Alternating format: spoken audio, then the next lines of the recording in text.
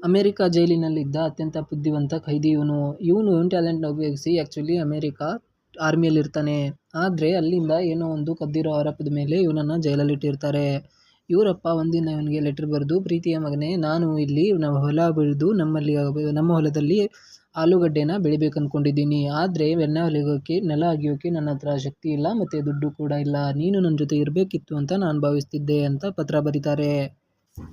ಅದಕ್ಕೆ ಜೈಲಿನಲ್ಲಿದ್ದ ಮಗ ಅಪ್ಪನಿಗೆ ವಾಪಸ್ ಪತ್ರ ಬರೀತಾನೆ. ಪತ್ರದಲ್ಲಿ, ಅಪ್ಪ, ಯಾವುದೇ ಕಾರಣಕ್ಕೂ ಹೊಲನ ಅಗಿಯೋಕೆ ಹೋಗಬೇಡಿ. ನಾನು ನಮ್ಮ ಹೊಲದಲ್ಲಿ ಏನೋ ಒಂದನ್ನು ಬಚ್ಚಿಟ್ಟಿದ್ದೀನಿ. ನಾನು ಜೈಲಿನಿಂದ ವಾಪಸ್ ಬಂದ ಮೇಲೆ ನಿಮಗೆ ಅದನ್ನು ತೆಗೆದುಕೊಡ್ತೀನಿ.